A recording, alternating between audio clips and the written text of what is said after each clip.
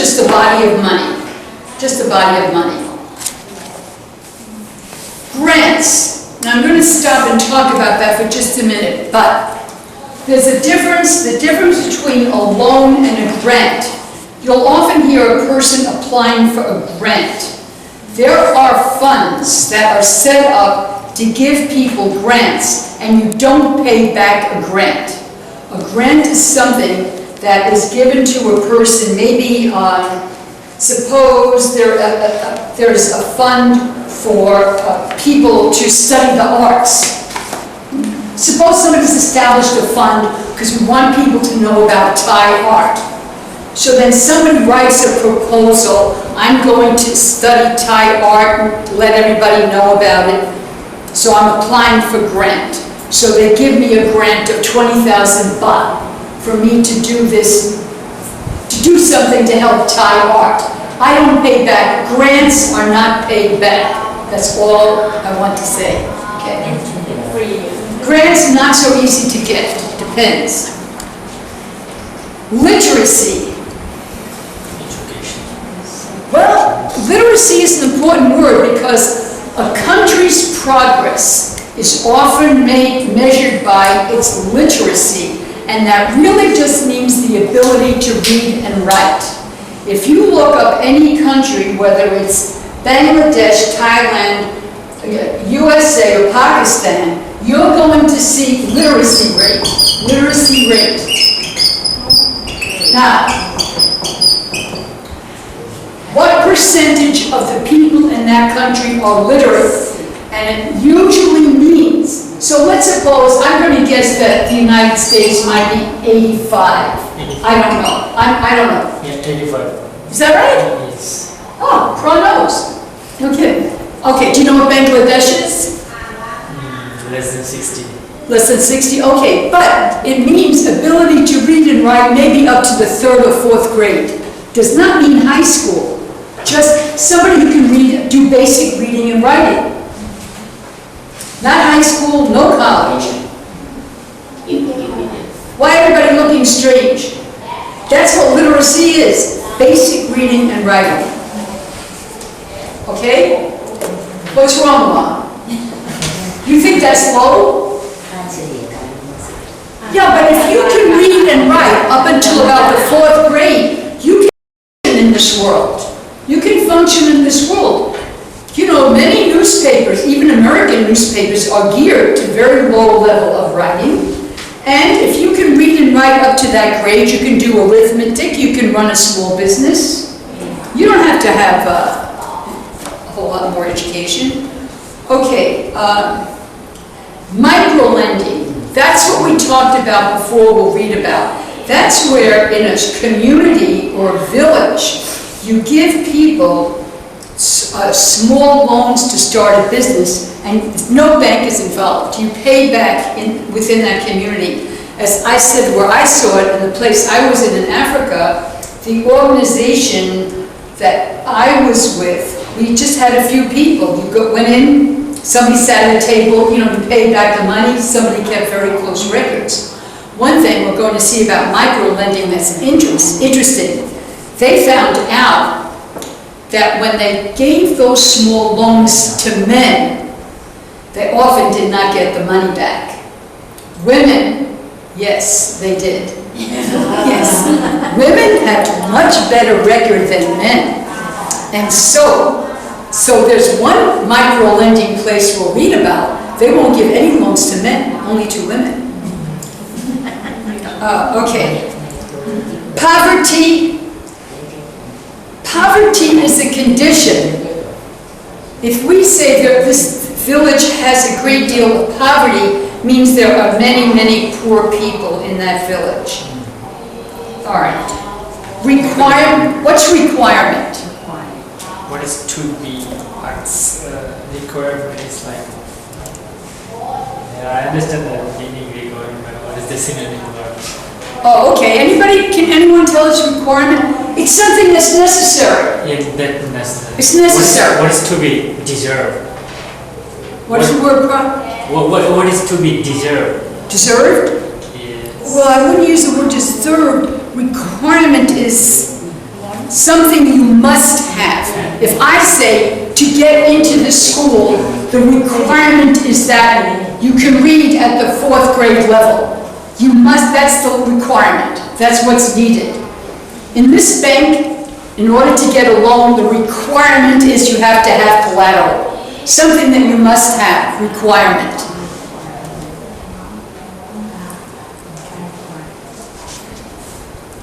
Funding, if it's a verb, if you're funding something, you're giving money to it. What is another word for lift?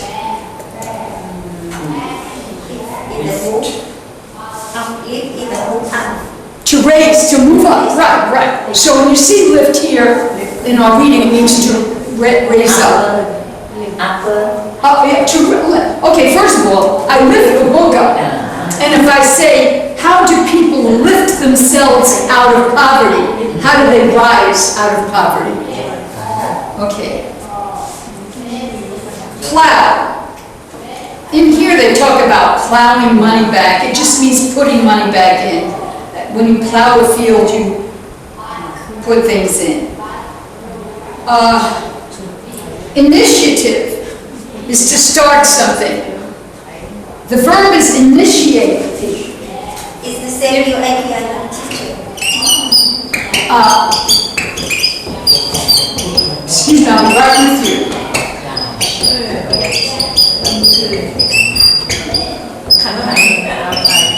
I'm sorry, Nadine, what did you say? It's the same. Well, it's close, but if you initiate something, you begin it. You begin it, you start it. If you initiate, you start it, you begin it.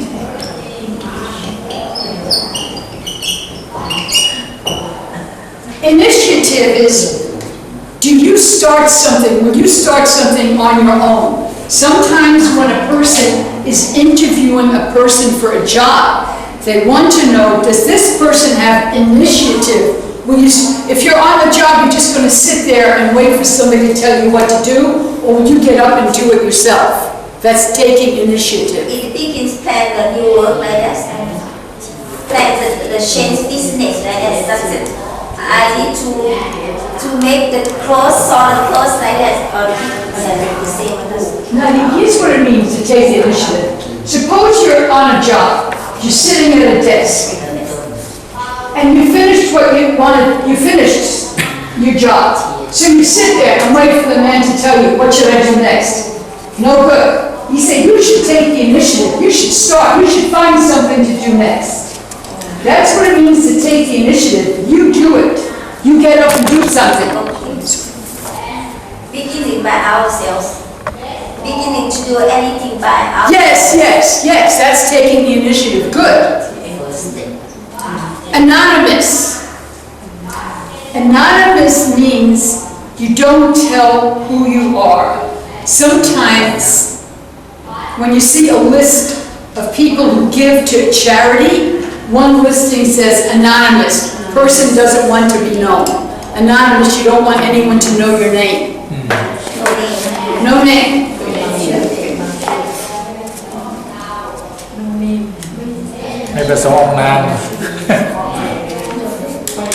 Alright, subsidiary. Does anyone remember what sub, the prefix sub means? Subway, submarine. Sub is under. Sub is under. Subway, underground. Submarine, underwater. So, a subsidiary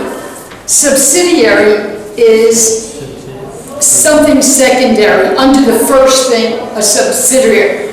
I'll tell you how it's used here. I said when a woman, let's say, gets a small loan and starts a little business, the main thing is she now has a little income.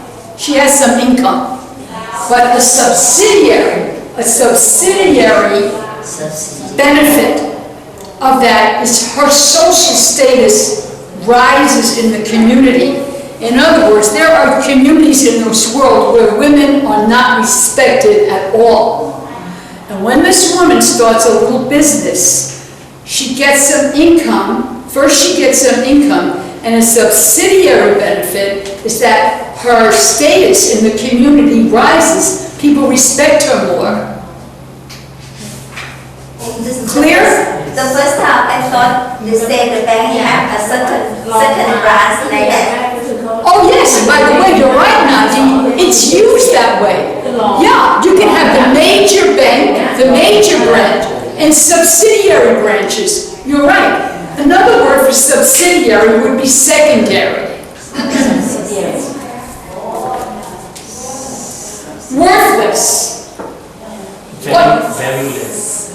Valueless. Very good, bro. Worthless. It's not worth anything. Social ills are just problems in society. Violence, crime, poverty, all social ills. Peer pressure. We'll do these later on too, but I want you to have some idea before. Peer pressure is important. In the States, where we have a lot of problems with teenagers and young people, people often talk about peer pressure, and it's the pressure from other people in your age group and your community. So sometimes people will say teenagers want everything and they want to stay out late and wear fancy clothes and do all of these things and put all their money into electronic games because of peer pressure. That's what their friends tell them is important. That's peer pressure. Now the way it's used here is that peer pressure is used in villages to get people to pay back the money.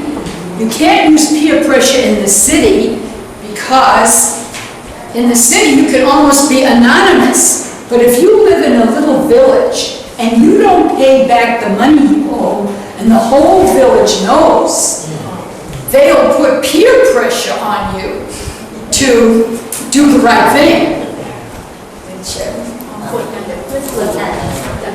Peer pressure. Is there a Thai term for peer pressure? ความกดดันจากเพื่อนๆหรือจากสังคม And if you not pay, one look you will bad person like that. Yes, exactly. Okay. Now, top of page 50. I'm sorry, I'm talking too much. You should be reading, but this is complicated stuff. Okay. Now we have two abbreviations that are common in English. E.g., for example, i.e., that is, in other words. Now, e.g., if you wonder why it's for example, it's because English abbreviations come from Latin. And e.g. is actually ex empli gratia. Nobody knows it. English speakers don't know that, so it doesn't matter. But just so you know, it's e.g. is for example. Teacher, could you write down that word, please? In Latin? Okay. But believe me, if you ask Americans what e.g. means, 99 out of 100 will not know. But our teacher knows. Okay. I have to make sure I spell it right.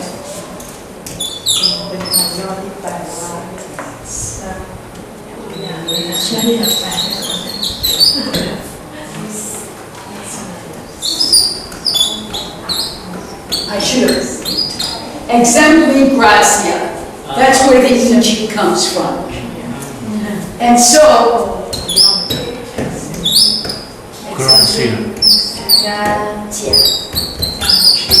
before you ask me, Paul, I.e. it is.